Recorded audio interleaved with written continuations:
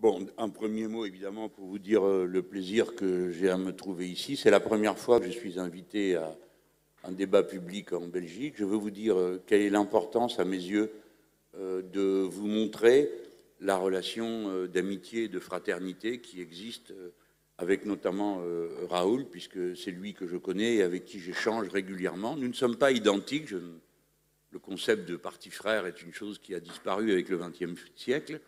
Nous sommes tous devant les mêmes difficultés, les mêmes hésitations, la même recherche d'un chemin. Et donc, c'est pour ça que c'est si important que les relations personnelles nous permettent de surmonter l'extraordinaire pulvérisation à l'échelle internationale de nos forces.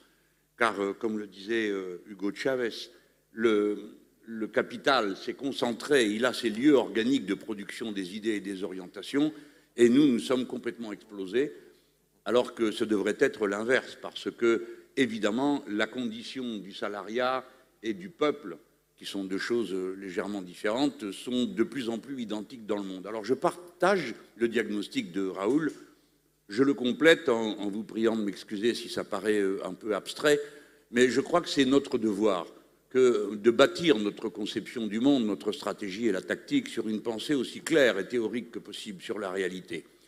Raoul vient de signaler l'extrême concentration du capital et des moyens de production dans quelques mains. Il en va de même pour la propriété de la richesse produite. Cette 25 personnes possèdent autant que la moitié de l'humanité. La moitié de l'humanité. Donc, en effet, ce sont des événements sans précédent. Mais à cette concentration correspond un modèle social. Le capitalisme de notre époque a pulvérisé les relations sociales entre les gens. Il a bâti une société de la compétition générale de chacun contre tous, mais aussi de la pulvérisation des goûts apparentes. Veux-tu du yaourt à la banane? Non, tu préfères au cassis, il y en a. Veux-tu ceci ou cela? Il est là avec sa myriade de produits et il vous dit en quelque sorte, la liberté c'est moi, puisque je vous permets de choisir, tandis que vous autres, vous êtes là en train de ramener toujours les gens à des grandes catégories globalisantes, le peuple, les travailleurs, tout ça, pop, pop, pop, pop. Il n'y a que les individus qui comptent. Donc, pour la première fois dans l'histoire de l'humanité, il y a une inversion de la façon, des bases sur lesquelles fonctionne la société. Pendant des millénaires, la société a créé du lien, établi des liens entre les gens, renforcé ces liens par tous les moyens possibles. On en pense qu'on veut de la façon avec laquelle elle créait ces liens et elle les renforçait, mais elle les bâtissait. Et pour la première fois, l'injonction sociale, c'est plus de lien. Chacun pour soi, et on verra bien ce qu'il y a derrière. Alors évidemment, aucune société humaine ne peut vivre sur un tel régime de compétition généralisée. C'est pourquoi, en même temps que s'effondre l'idée qui est la seule capable de rassembler les êtres humains, c'est que nous sommes égaux en droit. Si vous enlevez cette idée, il ne vous reste plus rien. Pendant un siècle et demi, depuis la Grande Révolution chez nous en 1789, notre opposition avec la droite, c'était, eux, ils disaient, mais qu'est-ce que vous racontez? Égalité, ça n'existe pas. Il y a des gros, des maigres, des petits, des grands, des imbéciles et des très malins. Il y a des hommes et des femmes, ce qui est indépassable, paraît-il. Et donc, ça n'existe pas. Si vous faites un régime d'égalité, ça sera un régime de violence politique, puisque vous irez contre la nature. Depuis la crise climatique, on sait que l'humanité a un destin commun, parce que si le changement climatique va au bout, tout le monde mourra.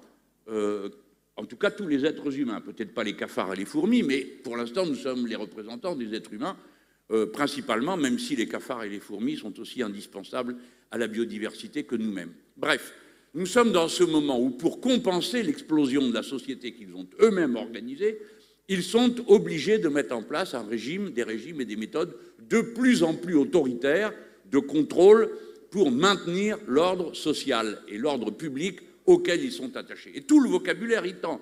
Par exemple, on entend parler des forces de l'ordre.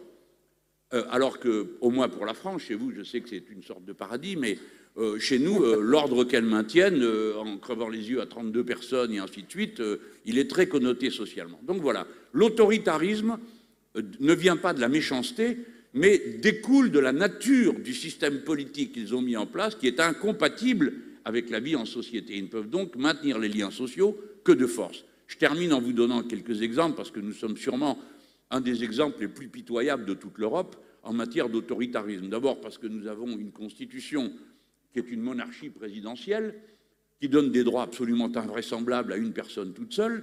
Et là, dans la crise pandémique, comme vous, le président de la République et quelques autres, pour se soustraire à d'éventuelles difficultés, prend ses décisions en Conseil de défense. Le Conseil de défense est composé de militaires et de personnes qu'on fait venir là, mais il a surtout un avantage, c'est qu'il est lié par le secret défense. Donc, personne ne pourra savoir qui a proposé quoi et qui est responsable de quelle décision. Ils ont donc inventé cette façon de faire qui est unique en Europe, je crois. Il n'y a pas d'autre endroit où on prétend que la lutte contre la pandémie est une question de nature militaire et secrète. Et ça, c'est le cœur de l'affaire. Après, nous avons eu le pass sanitaire.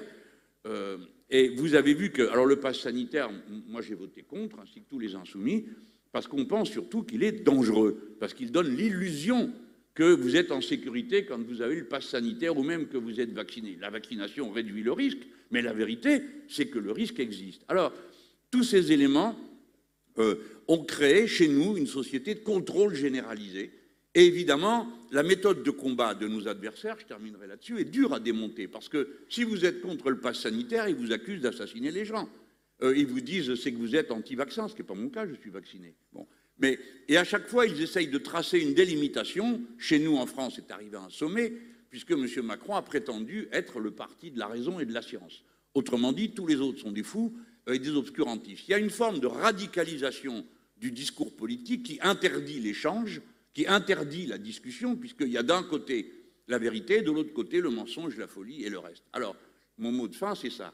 La liberté, pour nous, renforce la capacité d'une société à résister aux pandémies. Raoul a très justement dit, des pandémies, vous en aurez encore d'autres, et beaucoup d'autres. Pourquoi?